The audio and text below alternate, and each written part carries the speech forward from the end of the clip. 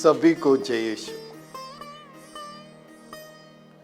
आज की पहला पाठ में हम देखते हैं कि इसहाक नबी कहते हैं कि आप लोग हमारे पास आओ और अच्छे से खाना खा लो, पानी पी लो, बिना पैसे से। पैसे की जरूरत नहीं, कुछ देने की जरूरत नहीं। ये एक इनविटेशन था इसहाक नबी का, क्योंकि इस्राएल जनता उस वक्त बाबुल की गुलामी में थे और वो निराश थे। उनको लगता था कि उनका जिंदगी वही खत्म होने वाला है।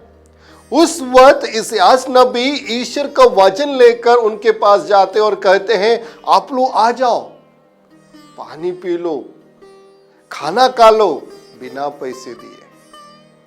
मगर आज इस दुनिया हमसे कहते हैं, अगर आपके पास पैसा है तो खाना है। ईश्वर को इस पैसे की कोई जरूरत नहीं है। ईश्वर हमें खाली हाथ बुला रहे हैं, आ जाओ मेरे पास। और इसहाक नबी कहते हैं, आप मेरे पास आओ और मेरे वचन को सुनो, ताकि आपकी जिंदगी में और आपको ईश्वर का प्यार, ईश्वर की शांति महसूस कर पाए। जी हाँ, आज के दिन प्रभु यीशु भी हमें यही कहते हैं, मेरे पास आओ। क्यों चिंता करना है, क्यों निराशा में डूबना है? दुखी होने की कोई जरूरत नहीं, कि ऐसा कोई चीज नहीं है जो ईश्वर हमारे जिंदगी में नहीं सुधार सकते। सब चीजों के लिए उनके पास हाल है, बस उनके पास जाना है। आज के दूसरे पाठ में हम यही देखते हैं, संत पौलुस कहते हैं कि ईश्वर के प्रेम से हमें कौन वंचित कर सकता है? ना पैसा, ना दुख, ना भूख, ना प्यार, कुछ भी चीज ईश्वर के प्यार से हमें वंचित नहीं कर सकते। फिर हमें डरने की क्या जरूरत है?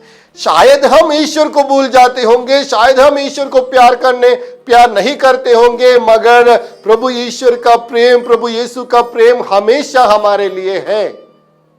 वो हमेशा हमारे लिए रहेगा भी। इसलिए हमें चिंता करने की कोई जरूरत नहीं है। हमारा ईश्वर प्रभु यीशु दयालु है, वो हमारे प्रति सहानुभूति दिखाते हैं।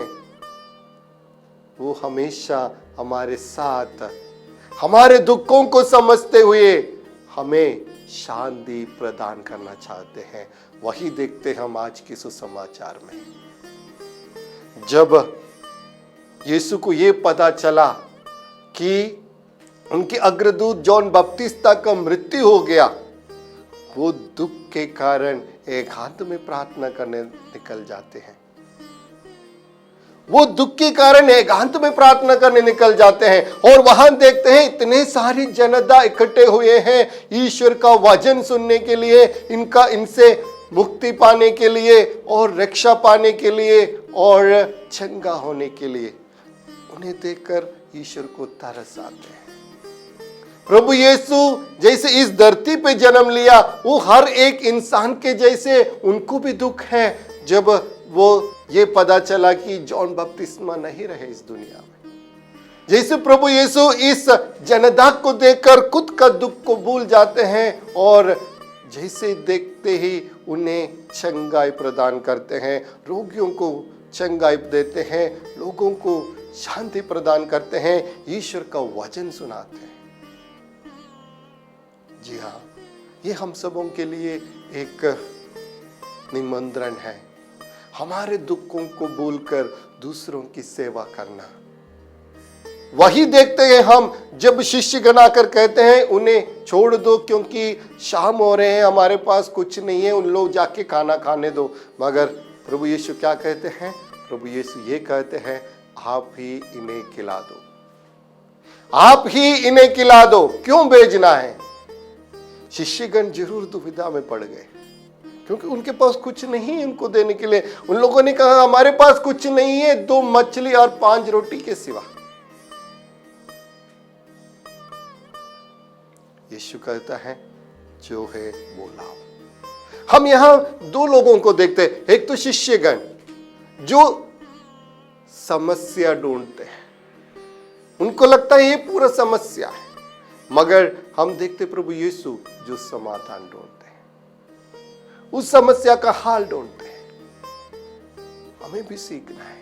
हमारी जिंदगी में भी समस्याएं बहुत ज्यादा है, मगर इस समस्याओं को हम बड़ा ऊंचा रखकर अगर चलेंगे तो हमारी जिंदगी कभी आगे नहीं बढ़ेंगे। बिना समस्या का कोई भी जिंदगी नहीं होगा इस दुनिया में।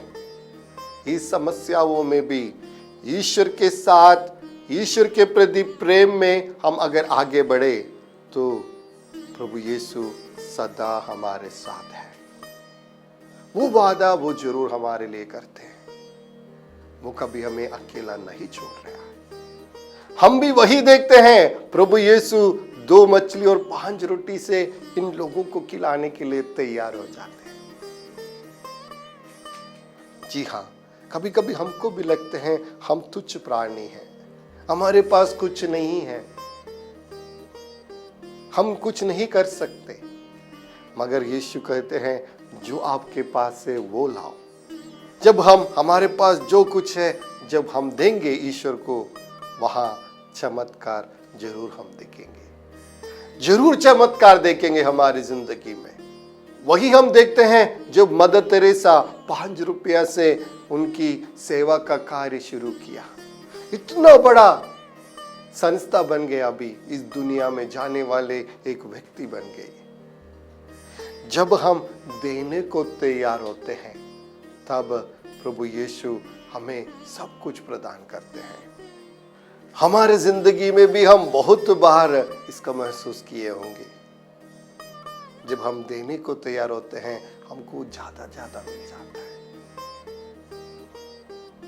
आखिर ऐसे कौन व्यक्ति हैं जो उनकी पूरी जिंदगी का काम खत्म होने के बाद दूसरों की सेवा में निकल पाते? कोई नहीं। जो कुछ है उससे सेवा शुरू करो। आज भी प्रभु यीशु हमें देखकर यही कहता है, उन्हें आप ही खिला दो। जो हमारे सामने जो भूखे हैं उनको देखकर यीशु कहते हैं उन्हें आप ही खिला दो। जो हमारे सामने दुख से आए हैं उन्हें देखकर यीशु कहते हैं उन्हें आप सुख प्रदान करो। जो हमारे सामने निराश होके आते हैं प्रभु यीशु कहते हैं उन्हें आप ही आशा दे दो। जी हाँ, हम कर सकते हैं। जितना हमारे साथ है उतना जब हम यीशु को देने को तैयार होंगे तब।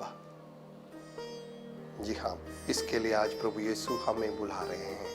इसलिए चिंता करने की जरूरत नहीं, दुखी होने की जरूरत नहीं, निराशा होने की जरूरत नहीं। प्रभु यीशु हमें सब कुछ देने को तैयार है। जहां हम प्रभु यीशु को अपने आप को समर्पित करते हुए उनके पास जाएंगे तो जैसे इस्राएल जनता को प्रभु ईश्वर ने कानान देश प्रदान किया, जैसे आज की दूसरा पाठ में कहते हैं प्रभु ईश्वर के प्रेम से कोई भी चीज, कोई भी व्यक्ति हमें वंचित नहीं कर सकते हैं। इसलिए इस विश्वास के साथ प्रभु ईश्वर के प्रेम में सुदृढ़ बनकर आगे बढ़ने के लिए कोशिश करें। पिता, पुत्र, पवित्र आत्मा के नाम पर आमीन।